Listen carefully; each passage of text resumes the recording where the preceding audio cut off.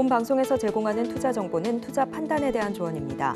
방송에서 제공하는 주식의 가치, 가격 상승 및 하락에 대해서는 방송사에서 보장하지 않습니다. 실시간 정보 브리핑입니다. 일본 해외 자금 본국 송금 기업의 감세 가능성, 슈퍼 엔저 대응책. 일본에서 엔화 약세를 방어하기 위한 대책의 일환으로 해외 자금을 본국으로 송금하는 일본 기업에 세금을 낮춰줄 가능성이 거론되고 있다는 보도가 나왔습니다. 30일 산케이 신문은 해외에 둔 외화 자금을 일본 국내로 환류시키는 기업의 법인세를 낮추는 리파트리에이션 감세가 도입될 가능성이 제기됐다며 6월쯤 결정되는 호네부토 방침에 해당 내용이 담길지 주목된다고 전했습니다. 4월 수출 회복세 기저효과, 올해 중동 사태, 엔저, 대선까지 주목. 지난달 수출이 1분기에 이어 두 자릿수 상승률을 기록하며 7개월째 플러스를 이어가자 올해 회복세의 속도가 붙을 것이라는 기대감이 고조되고 있습니다. 반면 기저효과일 뿐 코로나19 이전 수준을 회복하려면 시간이 더 필요하다는 관측도 공존합니다.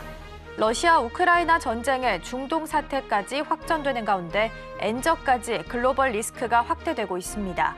미국에서 역대 최고 수출 실적을 거뒀지만 미 대선을 앞둔 만큼 변수를 주시해야 한다는 목소리도 높습니다. 역대급 6개월 연속 외국인 K 증시 쇼핑, 환율 매력의 순매수 행진 지속 기대. 외국인이 국내 주식을 6개월 연속 사들이고 있습니다. 이에 시장에서는 역대 최대 수준인 외국인 순매수가 언제까지 지속될지 관심이 커지고 있습니다. 전문가들은 현재 원화의 가치가 외국인들이 국내 주식을 사기에 부담 없는 수준이라고 입을 모았습니다. 아울러 과거 대비 낮은 유럽계 자금의 비중이 다시 증가할 수 있음에 주목해야 함은 물론 엔화의 강세 전환 가능성 또한 남아있어 추가적인 외국인 자금이 유입될 수 있다는 분석이 나오니까 투자하실 때 유의하시기 바랍니다.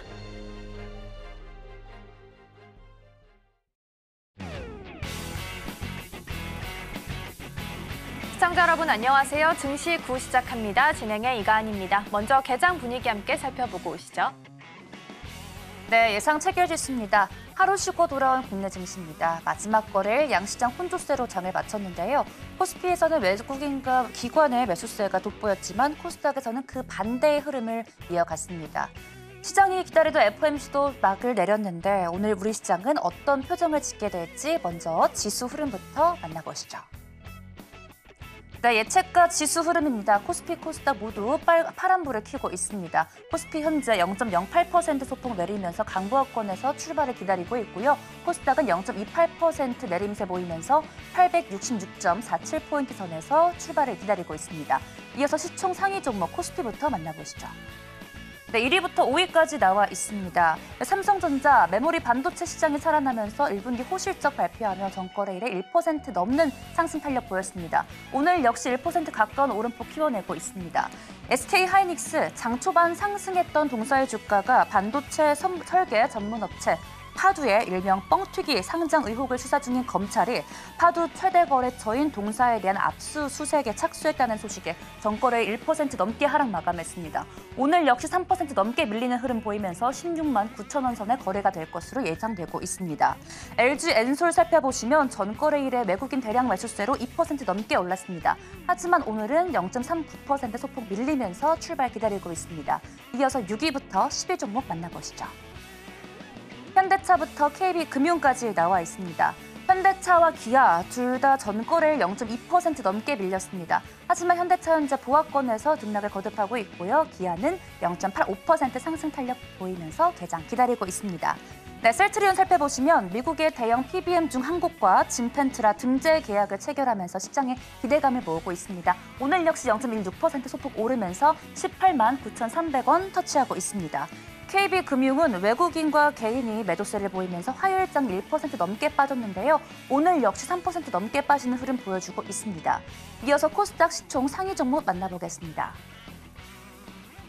네, 코프로비엠부터 엔캠까지 나와 있습니다. 네, HLB, 리보세라닙 승인 기대감으로 전거래일에 1.65% 상승 탄력 보였습니다.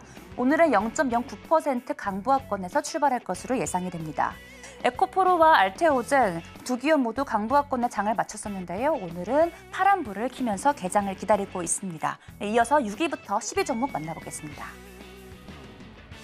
네, 셀트리온 제약부터 이오테크닉스까지 나와 있습니다. 셀트리온 제약 한 단계 올라와서 6위에 안착을 했는데요. 전거래일 4% 넘게 올랐습니다. 오늘은 보합권에서 개장을 할 것으로 보이고 있고요. 레인보우 로보틱스 살펴보시면 세종시에 이달 신사옥을 건설한다는 소식이 들어와 있습니다. 이를 위해서 279억 원을 투자하는데요. 이로 인해 화요일장에 2% 가까운 오름폭이었습니다. 하지만 현재는 보합권에서 출발할 것으로 보이고 있습니다. HPSP, 이오테크닉스 전거래일 모두 1% 넘게 빠졌는데 역시 오늘도 약세 흐름 보이고 있다는 점 체크하시면 좋을 것 같습니다. 지금까지 예상 체결 지수 만나봤습니다.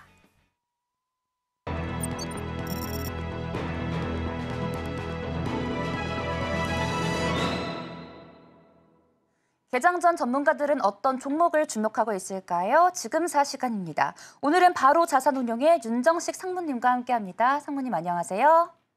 네, 안녕하세요. 네, 반갑습니다. 네, 오늘 주목할 첫 번째 종목 어떤 종목일까요? 네, 우선 현대건설 말씀을 드리겠는데요. 최근에 건설주들 분위기가 최근 며칠 사이에 상당히 좀 좋은 모습을 보여주고 있습니다. 보통 건설주들 그러면 지금 이 금융시장이 좀 불안해지면서 뭐 최근에 뉴스 많이 나오죠. 증권사 우려감, 캐피탈 우려감, 저축은행 우려감, 새마을금고 사태 뭐 이런 부분들 나오면서 건설주들도 같이 주가가 좀 좋지 않은 모습을 그동안은 보였었다가 최근에 좋은 모습 보여주는데 이 이유가 실적입니다. 뭐 뚜껑 열어봤더니 우려감이 있었는데 실적이 생각보다 상당히 좀 좋은 모습을 보여줬습니다. 우선 현대건설 보면 1분기 실적은 시장 예상치를 크게 상회를 했습니다. 이 건설주들 중에서 최근에 실적이 잘 나온 건설주들 보면 뭐 국내 대형 건설사들 다 국내에 대한 뭐 메인 주요 브랜드들을 가지고 있지만 해외에서의 실적들이 상당히 긍정적인 모습을 보여주면서 호실적을 기록을 했는데요. 현대건설도 마찬가지입니다. 뭐 우선 국내부터 좀 말씀을 드리면 국내의 건축과 주택 매출이 전년 동기 대비해서 약 한 20% 정도 상승을 했습니다. 뭐 예를 들어서 현대건설 같은 경우는 뭐 DH 방배 같은 이런 주요 후분양 현장들의 매출 기여가 상당히 커지면서 이 매출액이 크게 늘어나는 그런 모습을 보여줬고요. 이제 해외로 가보면 해외 플랜트 매출액이 전년 동기 대비해서 플랜트는 32%가 늘어났습니다. 뭐 국내 이 건축 주택보다도 더 크게 상승을 했죠. 해외 플랜트 매출 같은 경우는 이 23년도 이 대형 현장의 공정률이 상승하면서 현장 매출이 증가하는 그런 모습을 보여줬고요. 그러면서 실적이 상당히 좀 크게 올라왔다. 그리고 밸류에이션도 놓고 보면 PBR이 0.5배 수준이고요. 24년도 전체적으로 길게 봤을 때 수익성 개선되면서 실적도 안정적으로 나올 가능성이 상당히 좀 높은 상황이다라고 보시면 되겠습니다. 네, 첫 번째 종목으로 현대건설 함께 좀 살펴봤습니다. 일단 우려감이 있긴 했지만 1분기 실적이 좀 예상치를 상회했다라는 부분을 좀 긍정적으로 바라보시면 좋을 것 같고요. 이어서 두 번째 종목도 함께 좀 살펴보겠습니다. 두 번째로 담아보면 좋을 종목 어떤 종목이 있을까요? 네, 대한항공 말씀을 드리겠는데요. 항공주들이 최근에 좀 관심에서 좀 멀어졌는데 이 대한항공 특히 같은 경우는 이제는 관심을 가지셔도 좋다라는 포인트를 말씀을 드리겠습니다. 뭐 역시 현대건설과 마찬가지로 호실적을 기록을 했는데요. 이 항공주 그러면 우려감이 있었고요. 그리고 이제 실적이 잘 나온 이유들을 살펴볼 건데 우려감은 유가와 환율이 올라갔습니다. 둘 다 항공주에는 좋지 않은 그런 모습이었는데 이 유가와 환율이 올라간 부분을 올라간 이후에 여기서 추가적으로 더 상승할 가능성은 낮고요. 이만큼도 상쇄하고 남을 만큼 호실적이 나왔습니다. 우선은 여객 부문 살펴본다라면은 국제선 증편 효과 그리고 해외 여행객 수요가 굉장히 많아졌죠. 지금 인천공항 가보면 국제선 타려는 여행객들이 여전히 많은 상황입니다. 그러면서 여객 부문이 호조를 보여주고 있고 그리고 대한항공의 굉장히 결정적인 부분이죠. 이 화물 부문인데 화물 같은 경우는 이 작년 1분기까지 물류대란 수혜가 아직까지 남아있기도 하고요. 그러면서 운임도 여전히 높은 상황입니다. 근데 최고 가장 높은 수준 대비해서는 조금 하락을 하긴 했습니다만 그래도 중국발 이커머스에 대한 수요 증가로 인해서 수송량 자체가 계속적으로 증가하고 있다라는 점 이런 부분들이 있기 때문에 대한항공 유가와 환율 여기서 더 올라갈 가능성은 낮고 여객 수요와 화물 수요는 계속적으로 좀 증가하는 그런 상황이다. 그렇기 때문에 실적이 좋다라고 보시면 되겠습니다.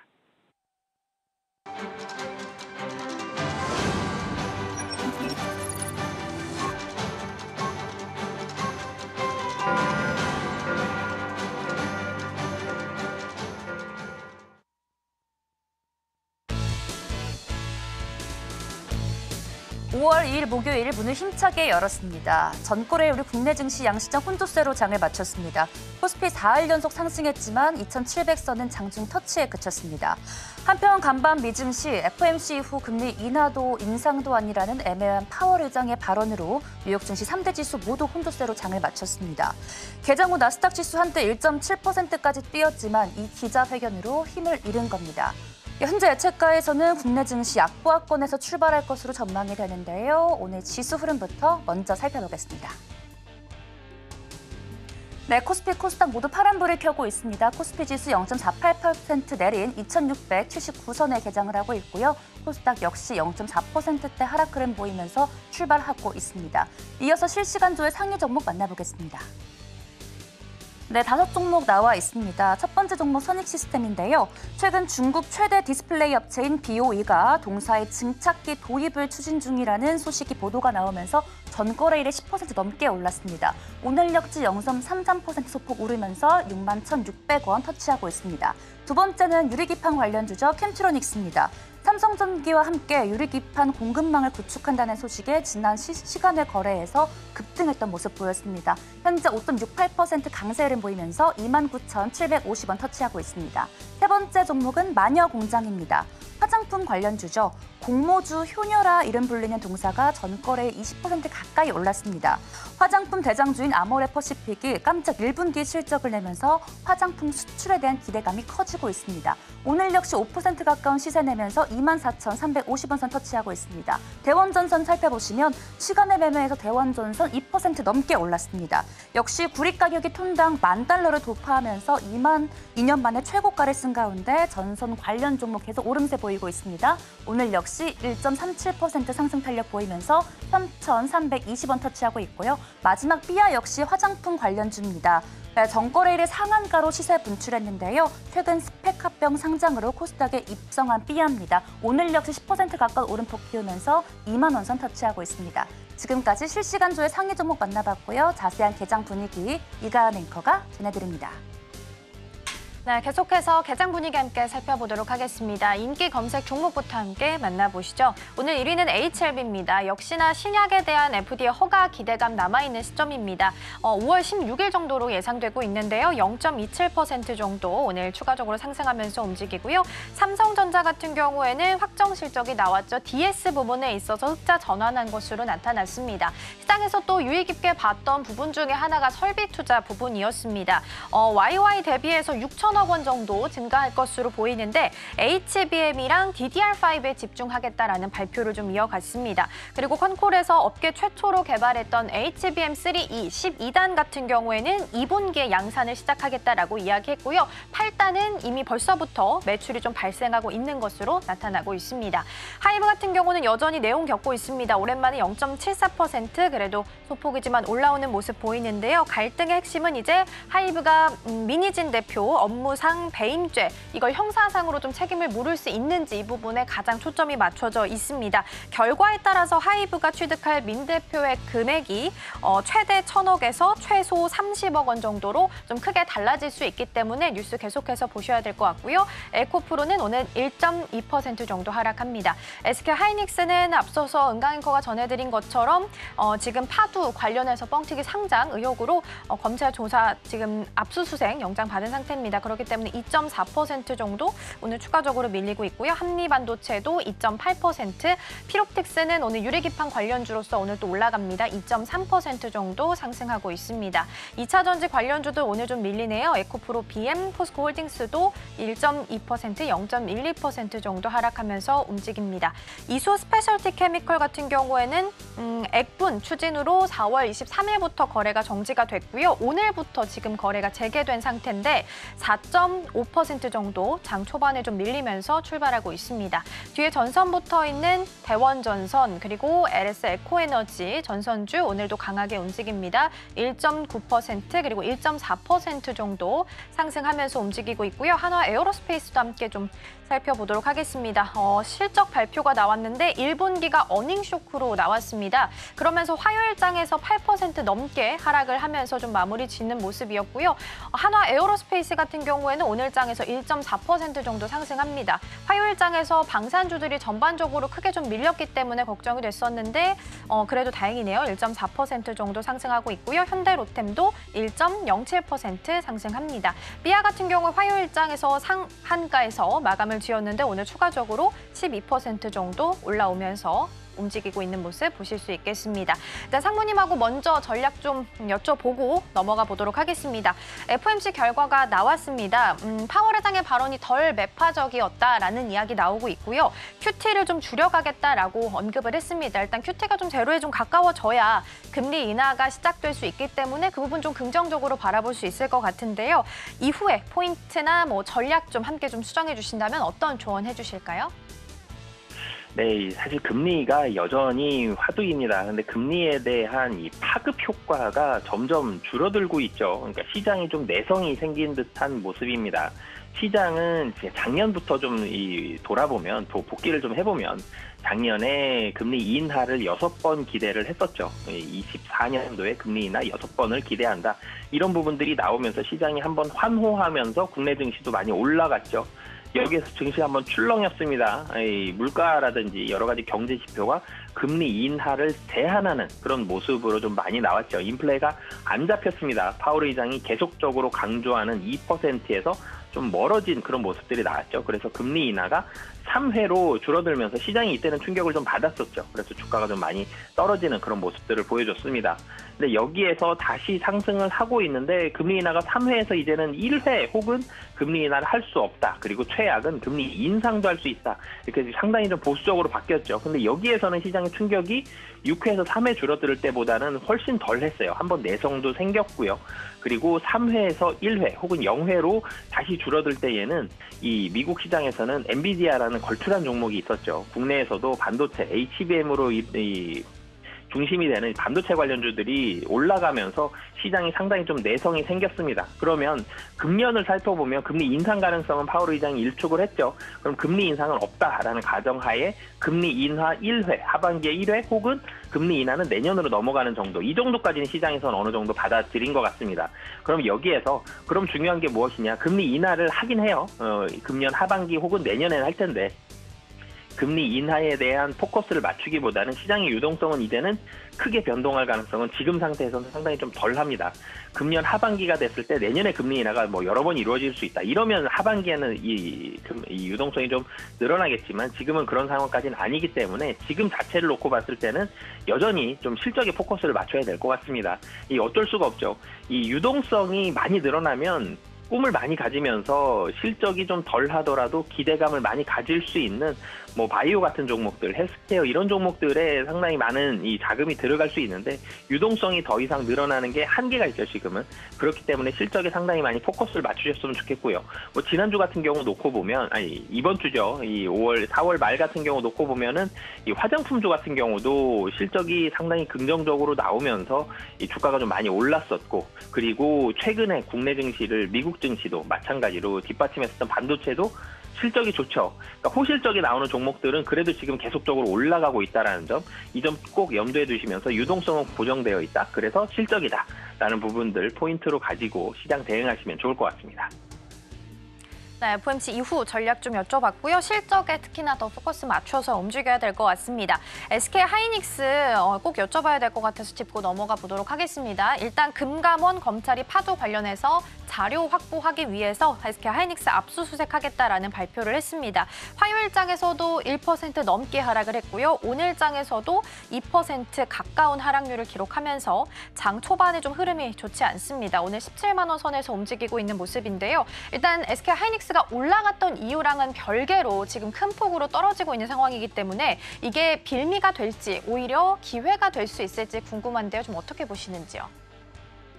우선은 좋지 않은 뉴스죠. SK 하이닉스의 하락을 만들었고 이 파도가 화두였습니다. 파도가 실적이 굉장히 이 반도체 장비가 상당히 핫할 때였죠. 반도체가 굉장히 주목을 많이 받을 때 상장을 했었고 상장 당시에 한 1조 5천억 정도까지 이 밸류에이션을 받으면서 굉장히 시장이 주목도 많이 받았었는데 문제가 실적이 나오고 나서 굉장히 많이 떨어졌죠. 매출액 자체가 거의 0에 가까운 급락을 하는 그런 모습을 보여줬습니다. 그러면서 이 상장 심사가 제대로 이루어지지 않은 것 아니냐 이런 이 얘기가 나왔었고 그러면서 금감원에서 파도에 대한 뻥튀기 상장에 대해서 조사를 들어갔죠. 이 주간 증권사들도 조사를 들어갔고 주요 매출처 중에 하나인 이 SK 하이닉스까지 압수수색이 들어갔습니다. 이 SK 하이닉스, 그러니까 물론 이제 여기에서 어떤 뻥튀기가 좀 있을 수도 있죠. 그런데 상장 심사를 했고 심사를 통과했다라는 점, 그렇기 때문에 굉장히 큰 제재까지 나오는 데는 좀 한계가 있을 것으로 보여지고요.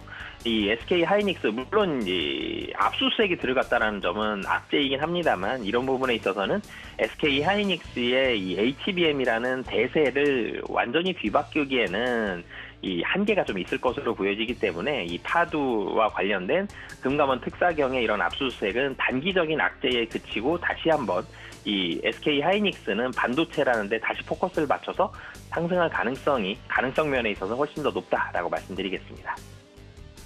네, 그래도 단기적인 악재로 파악을 하고 좀 주가의 흐름 지켜보시면 좋을 것 같고요. 테마 좀 움직이는 거 보도록 하겠습니다. 오늘 좀 많이 움직이는 테마 태양광 쪽 움직이는 거 보이고요. 라면, LED 화장품주 오늘도 강하게 움직입니다. 화장품주 중에서도 한국 화장품도 오늘 움직이고요. 아모레퍼시픽 일단 증권사에서 TP가 22만 원까지 상향 조정되는 모습 보이기도 했는데요. 오늘 지금 가격은 17만 3,500원 선 지나갑니다. LG생활건강도 지금 42만 8,500원 선에 거래되면서 오늘 2%대 강세 보이고 있는 모습. 한국콜마 같은 경우도 1.3%대 강세 보이고 있습니다.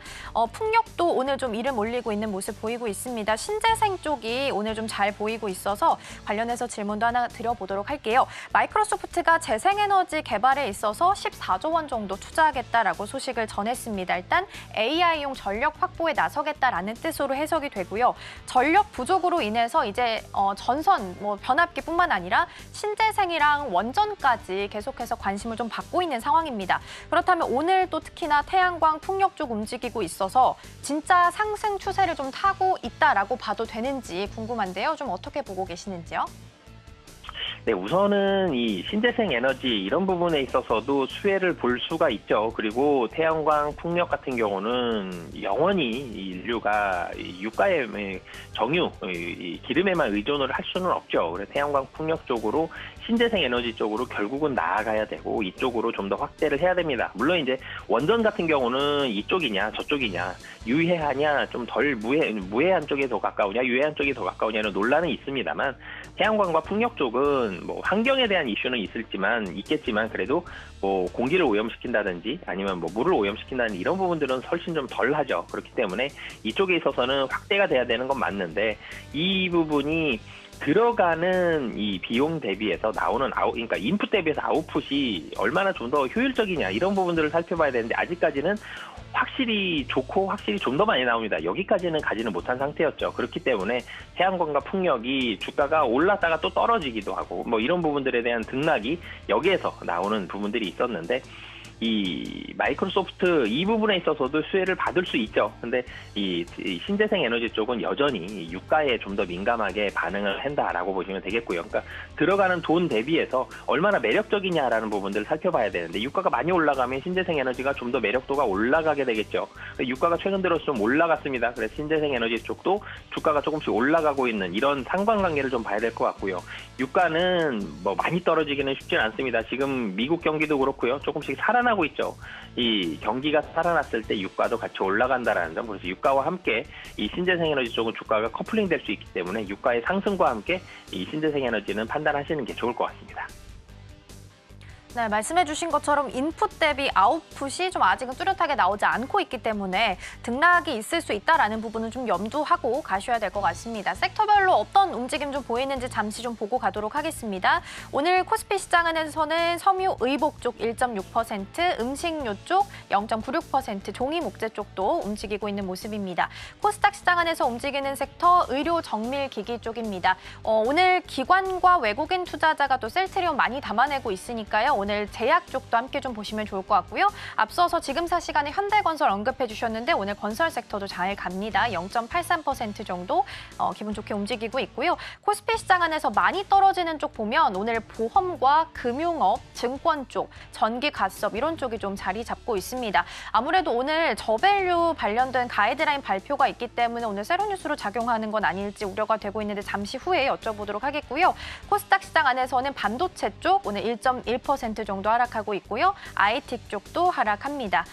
여기서 전기, 전자도 0.65% 정도 하락하고 있다는 부분까지 챙겨드리고요. 상무님과 함께 저밸류 관련된 이야기 좀 해보도록 할게요. 오늘 5월 2일이기 때문에 가이드라인 발표가 예정이 좀 되어 있는 상황입니다. 근데 일단 장 초반의 움직임을 봤을 때는 저 PBR 관련주들 오히려 좀 물량 덜어내는 모습 보이면서 파란불 켜져 있는 종목들이 훨씬 더 많이 자리 잡고 있는데요. 지금 세로뉴스로 작용하는 것은 아닐지 우려가 됩니다. 이에 대한 대비도 좀 필요할까요? 네, 우선은 이 증시에서 보면 뉴스에 팔아라가 있죠. 뉴스가 오늘 나옵니다. 그렇기 때문에 차익 매물은 뭐 100% 나오죠. 차익 매물이 나오는데 그러면 여기서 판단을 해봐야 될 게 차익 매물이 나오는 차익 매물 대비해서 이번에 발표되는 세부 내용이 좀 더 좋으냐? 그러면 차익 매물 다 받고 좀 더 상승을 하겠죠. 근데 이 나오는 내용이 차익 매물보다는 좀 덜 할 수 있다라면은 주가가 좀 하락을 합니다. 이 차익 매물 우선은 뉴스가 지금 나오기 전인데 오늘 나온다는 거는 확정이 되어 있고 뉴스에 대한 세부 내용은 아직은 모르는 상태죠. 그래서 우선 차익 매물만 나오고 있기 때문에 주가가 하락을 하는 상태인데요. 그러면 이 뉴스에 대해서 예상을 좀 해봐야 되는데 시장이 나올 만한 이 정책들은 나열을 해놨습니다.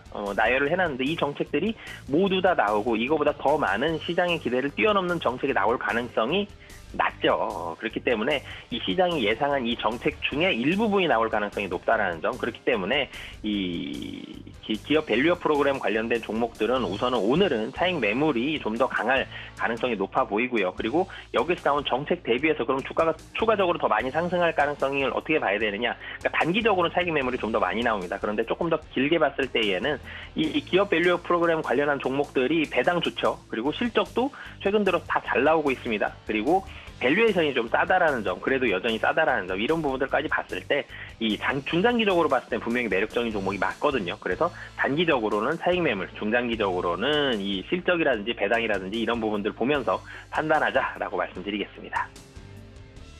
네, 오늘 또 일정이 있어서 체크를 좀 계속하고 있는데요. 아직까지는 발표된 부분이 없어서 나오는 대로 전달드리도록 하겠고요. 단기적으로 봤을 때는 차익 매물이 좀 많이 나올 수 있다라는 부분, 그리고 중장기적으로 봤을 때는 실적 탄탄하기 때문에 긍정적인 뷰로 바라보셔도 좋을 것 같습니다. 오늘 도움 말씀은 여기까지 듣도록 하겠습니다. 상무님 고맙습니다.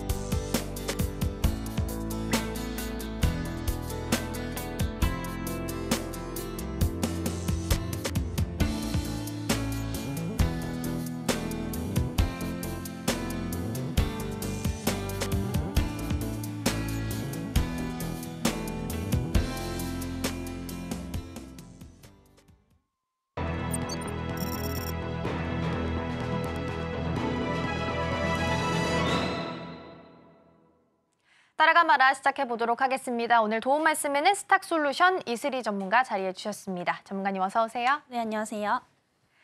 FOMC가 끝이 났고 오늘 우리 시장은 약보합 수준에서 움직이고 있습니다. 일단 양시장 모두 다 외국인과 기관 투자자가 좀 덜어내면서 장 출발하고 있습니다. 개장 상황 좀 어떻게 보셨는지요? 네, 우선은 이제 어제 미증시에 대한 방향성이 굉장히 좀 중요했었는데 어쨌든 이제 금리 인상에 대한 가능성은 좀 축소가 됐습니다. 그래서 이런 부분들은 단기적으로 이제 다행이라고 생각은 합니다만은 저는 이제 지금 시점에서는 사실 뭐 금리 인상이냐 인하냐 이게 지금 중요하다기보다는 현재 어떤 거시적인 경제에 있어서 이런 분위기나 방향성이 굉장히 좀 중요하다 이렇게 좀 보고 있는 상황입니다. 그래서 아무래도 지금 경제 성장률은 좀 둔화가 되고 있는데 오히려 이제 물가는 상승하고 있는 이런 스태그플레이션 현상이 지속적으로 좀 일어나고 있는 상황입니다.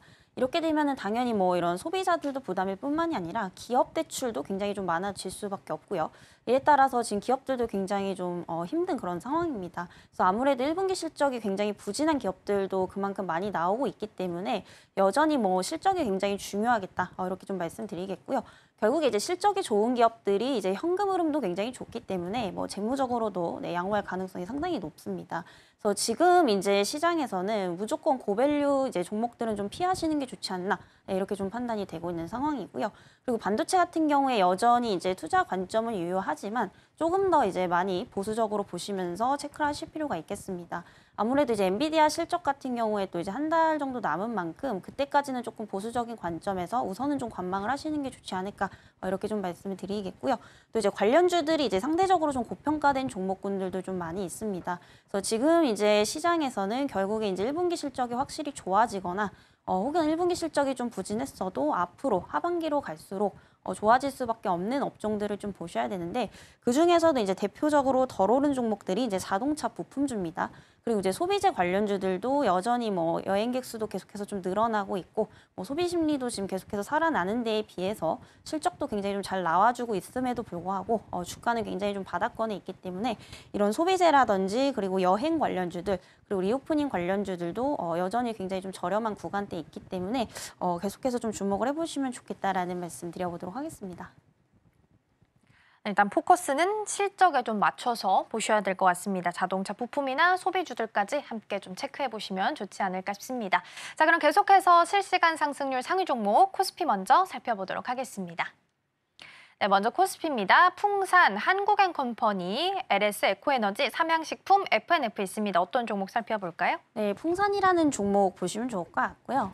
최근에 이제 방산주로도 엮이고 또 이제 구리 관련주로도 엮이면서 이제 강한 모멘텀이 지금 작용이 되고 있는 상황인데 사실 이 방산 쪽은 올해 이제 뭐 하나에어로스페이스도 그렇고 사실 1분기 실적이 좀 어닝 쇼크가 나온 상황입니다.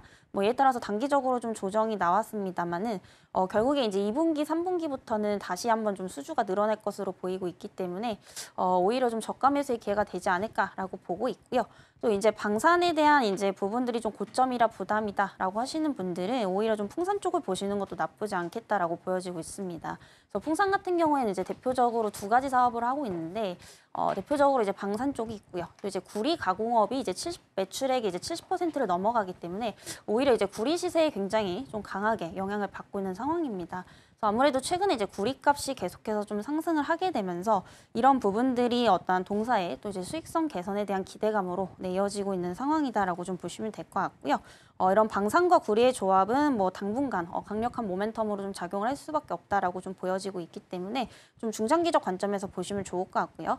다만 한 가지 이제 단점은 좀 많이 올랐습니다. 그래서 기술적으로 또 이제 차익 실현 매물이 나올 수 있다라는 점에서 지금 구간대에서 좀 보시는 분들은 추후 좀 내려왔을 때 분할 관점으로 좀 접근을 해보시는 게 좋지 않을까 이렇게 말씀드려보도록 하겠습니다. 네, 첫 번째로는 풍산 함께 살펴봤습니다. 요즘 구리 관련주로 엮이면서 구리 추세에 대해서 지금 좀 자리를 잡아가는 모습까지 함께 보실 수 있겠습니다. 이어서 코스닥 시장도 함께 확인해 보시죠. 네, 코스닥입니다. 캠트로닉스, 펩트론, 코스메카 코리아, 제이시스 메디칼, 카페24 있습니다. 어떤 종목 살펴볼까요? 네, 제이시스 메디칼 보시면 좋을 것 같고요. 이 종목 같은 경우에 제가 이제 또 저번 주에 한번 이제 언급을 드렸던 종목인데 이제 이 종목도 이제 크게 보면은 이제 실적 때문에 지금 기대감에 따라서 좀 상승을 하고 있는 게 아닌가 이렇게 좀 보여지고 있습니다. 그래서 최근에 이제 의료기기 이제 기업들이 굉장히 많이 올랐었는데 그 중에서도 좀 덜 오른 종목을 보자라는 관점에서 좀 말씀드렸었고요. 사실 이제 제이시스 메디칼 같은 경우에는 이제 밸류 부담이 좀 덜한 종목이다라고 좀 보시면 될 것 같습니다. 특히나 이제 다른 기업들에 비해서 뭐 ROE라든지 뭐 영업이익률이 굉장히 좀 잘 나오고 있는데도 불구하고 주가는 이제 상대적으로 좀 덜 올랐기 때문에 만약에 이제 이런 미용 의료기기를 좀 보신다면은 오히려 이제 상대적으로 덜 오른 이런 제이시스 메디칼을 계속해서 좀 보시면 좋지 않을까라는 말씀 드리겠고요. 최근에 이제 고주파 의료기기에 대한 수요가 지속적으로 좀 증가를 하고 있습니다. 그래서 뭐 국내뿐만이 아니라 지금 북미 시장에 대한 점유율을 계속해서 높여 나가고 있고요. 또 이제 미용 의료기기 쪽은 사실상 이제 수출에 있어서는 이제 초기 단계이기 때문에 앞으로 이제 포텐이 더 터진다라고 한다면은 추가적인 어떤 외형 성장 더 기대해 볼 수 있지 않을까라고 좀 보여지고 있고요. 지금 꾸준히 이제 매년 매출액 영업이익이 또 꾸준히 증가를 하고 있는 굉장히 좀 탄탄한 기업이다라고 좀 보시면 될 것 같습니다. 그래서 오늘 한 6%대 올랐는데 사실 지금 가격도 굉장히 좀 싸지 않나 이렇게 보고 있고요. 다만 항상 이제 변동성을 대비해서 분할 관점으로 좀 보시면 좋지 않을까라는 말씀 드리도록 하겠습니다. 목표가는 이제 그 전과 같이 한 12,500원대까지 참고를 좀 해보시면 좋을 것 같다라는 말씀 드려보도록 하겠습니다.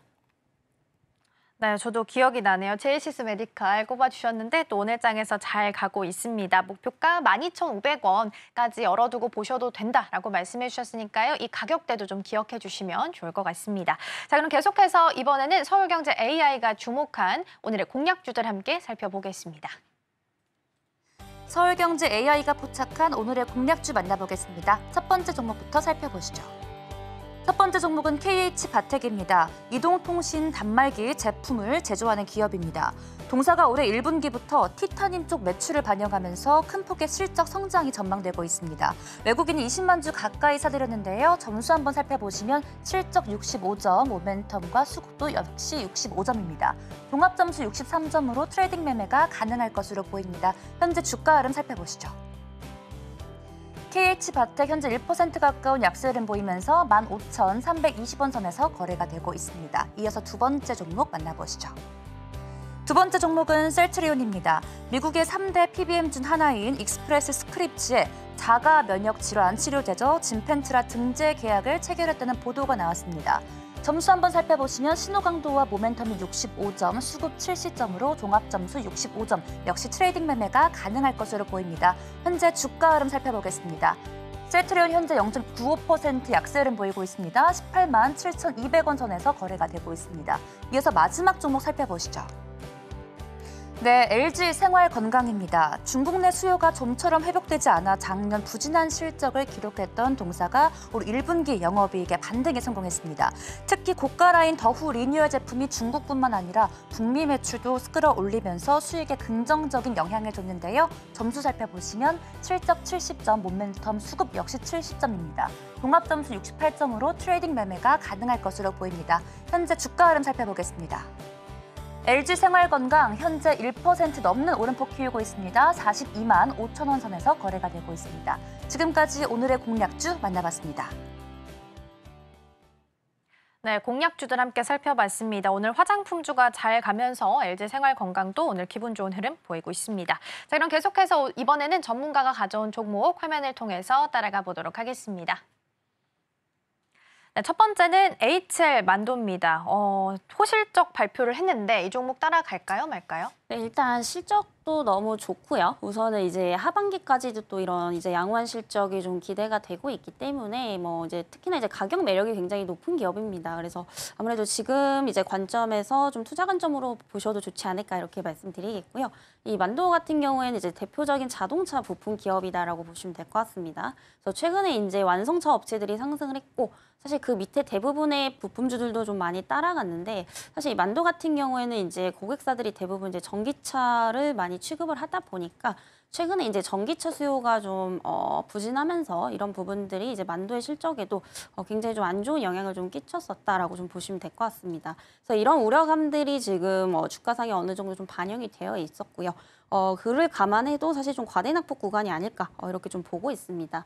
우선 올해에는 이런 실적 개선에 대한 기대감이 굉장히 좀 뚜렷한 상황입니다. 그래서 24년 실적 기준으로 봤을 때 이제 PER이 한 4.8배 그리고 PBR도 한 0.7배 수준밖에 안 되기 때문에 극심한 저평가 구간이다라고 좀 보시면 될 것 같고요. 그리고 최근에 이제 중국 쪽에서도 굉장히 이제 좋은 이슈가 또 있는 상황입니다. 특히 중국에서 이제 이구안신이라는 이제 정책을 또 펼치고 있죠. 쉽게 말해서 이제 가전제품이라든지 자동차를 기존에 쓰던 것을 버리고 이제 새 걸로 교체를 하면은 뭐 정부에서 보조금을 어느 정도 지원을 해주겠다. 이런 정책이라고 좀 보시면 될 것 같은데 이게 지금 15년 만에 좀 재개를 하는 겁니다. 그래서 그만큼 이제 중국에 대한 매출 비중이 높을수록 그에 따른 이제 수혜를 좀 크게 받을 수밖에 없는데 이 자동차 부품 쪽에서는 사실 HL 만도가 중국 매출 비중이 20%가 넘는 유일한 이제 국내 기업이다라고 좀 보시면 될 것 같고요. 이에 따른 어떤 그런 수혜가 또 예상이 되고 있는 상황입니다. 그리고 추가적으로 이제 저가 전기차 도입이 이제 또 시작이 될 것으로 좀 보이고 있죠. 특히 뭐 테슬라라든지 이제 북미 쪽 중심으로 해서 이제 주요 고객사라고 좀 보시면 될 것 같은데 최근에 이제 테슬라 같은 경우에도 이제 중국 시장에 계속 전기차가 좀 밀리다 보니까 저가 모델을 좀 도입을 할 것으로 보이고 있는 상황입니다. 이에 따라서 다시 한번 이제 동사의 어떠한 그런 수주도 좀 기대가 되고 있는 상황이기 때문에 지금 이제 악재는 어느 정도 좀 해소가 됐고요. 그리고 이제 호재가 살아나는 시기다라고 좀 보시면 될 것 같습니다. 그래서 이렇게 지금 모멘텀이 좀 다분한데도 불구하고 이런 부분들이 좀 주가상에 반영이 전혀 안 되고 있는 상황이고요. 우선은 지금 수급 흐름도 굉장히 좋습니다. 특히나 이제 외국인들도 누적 순매수세가 지금 80만 주가 넘어가고 있고요. 또 기관들도 30만 주가 넘게 들어오고 있는 만큼 밸류 부담도 굉장히 적기 때문에 좀 주목을 해보시면 좋겠다라는 말씀 드리겠고요. 목표가는 조금 중장기적 관점에서 본다면 45,000원대까지 참고를 해보시면 좋을 것 같습니다. 네, 첫 번째 종목으로 HL 만도 살펴봤고요. 목표가 45,000원 제시해 주셨습니다. 또 빠르게 다음 종목 화면을 통해서 만나보겠습니다. 네, 두 번째 종목은 하나투어입니다. 이 종목 따라갈까요, 말까요? 네, 하나투어도 이제 좀 저평가되어 있는 종목 중에 하나지 않나 이렇게 좀 보고 있는 상황이고요. 아까 뭐 리오프닝주나 이제 소비재주들 말씀을 드리고 있는데 지금 여행객에 대한 어떤 그런 수요 회복이 좀 뚜렷하게 좀 나타나고 있는 상황입니다. 그래서 작년부터 이미 뭐 일본이라든지 동남아 지역 쪽에 이제 여행 수요가 좀 많이 늘어나게 되면서 이미 영업이익은 지금 흑자 전환을 한 상황입니다만은 그동안 아쉬웠던 부분들이 이제 중국 여행에 대한 수요거든요.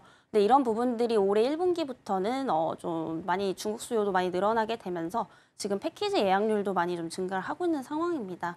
그래서 이런 부분들을 봤을 때 앞으로 이제 중국 매출 비중이 좀 더 늘어난다라고 한다면은 추가적인 좀 외형 성장도 기대가 되고 있는 상황이고요. 그리고 여행객이 뭐 늘어나고 있다라는 점도 좀 고무적으로 보고 있지만은 최근에 이제 경영 방식을 아예 바꿨습니다. 그래서 체질 개선으로 지금 고마진 구조가 좀 이어지고 있다라고 좀 보시면 될 것 같은데 이전에는 이제 패키지 여행이 조금 일정대로만 움직이다 보니까 이런 선호도가 굉장히 좀 떨어졌었는데 최근에는 이제 여행객에 맞춘 상품들을 좀 많이 만들어내면서 지금 평균 판매 단가도 올라가고 있고요.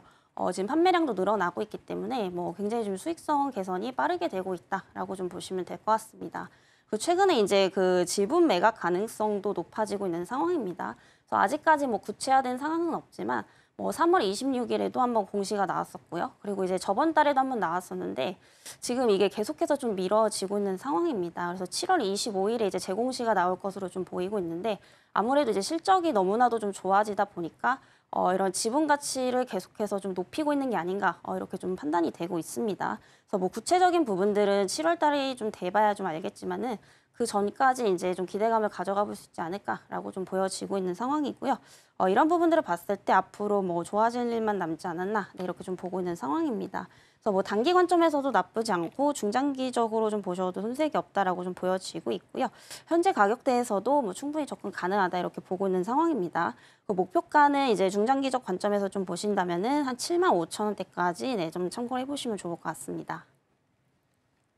네, 또 중국이랑 일본에서 골든 연휴를 또 보내고 있다고 하죠. 여행객 수요 회복이 좀 뚜렷한 상황 속에서 긍정적으로 바라보셔도 좋지 않을까 싶습니다. 오늘 전문가님은 여기서 보내드릴게요. 오늘 도움 말씀 고맙습니다.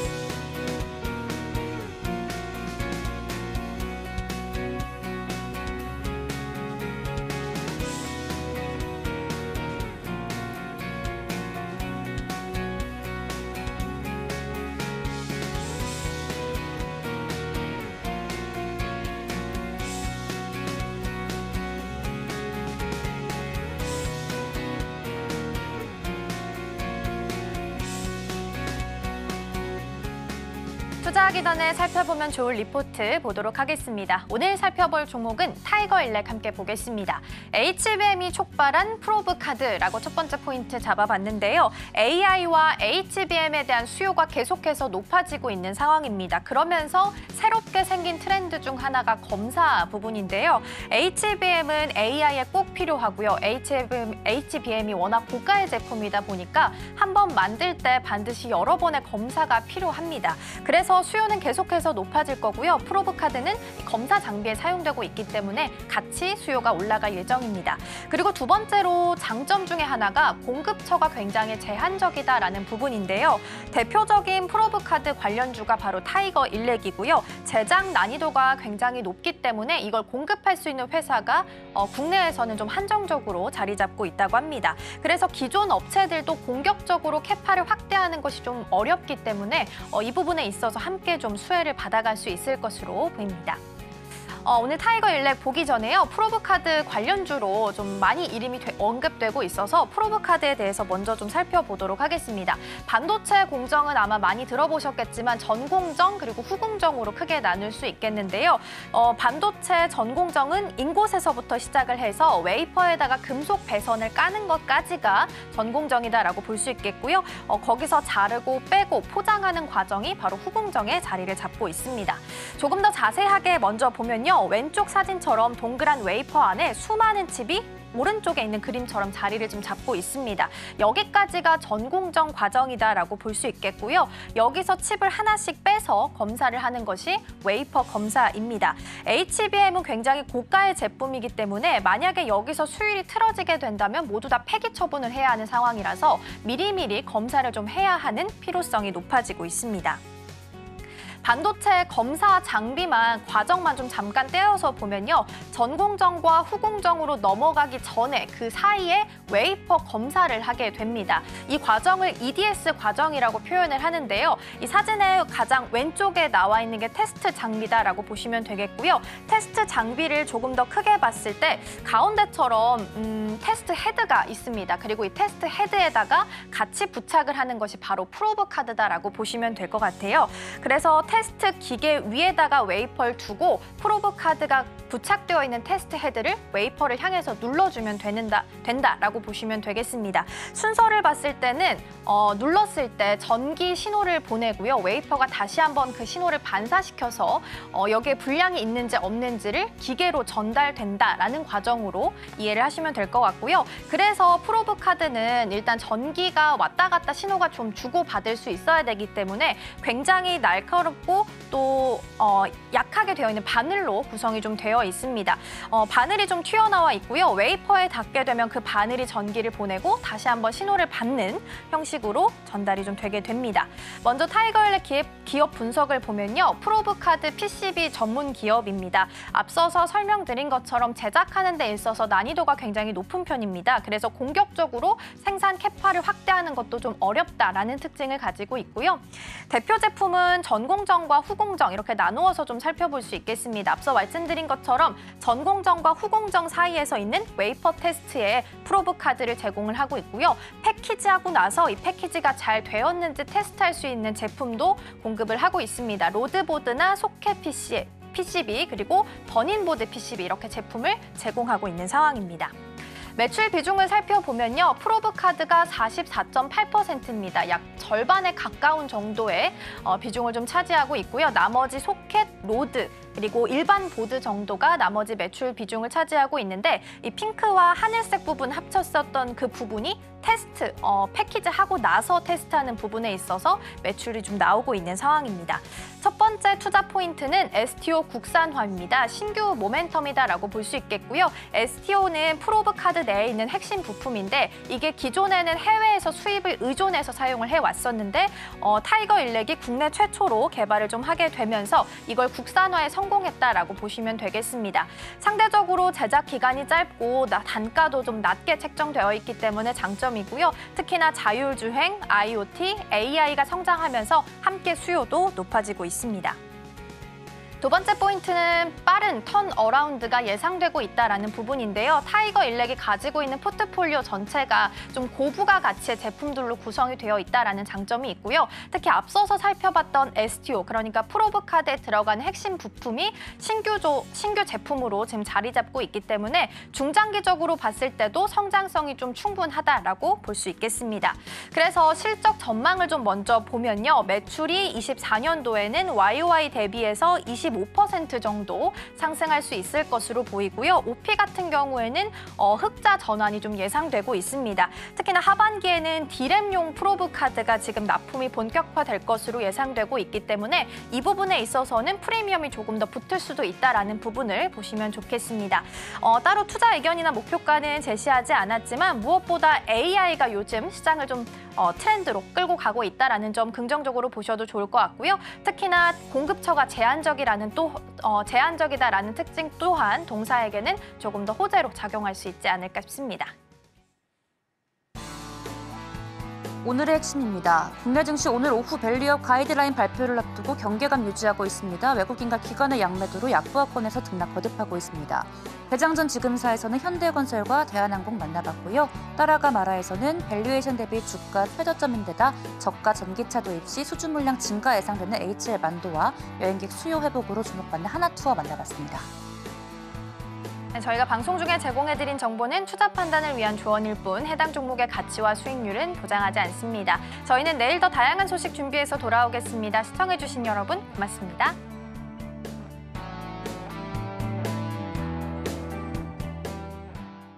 좋아요, 구독!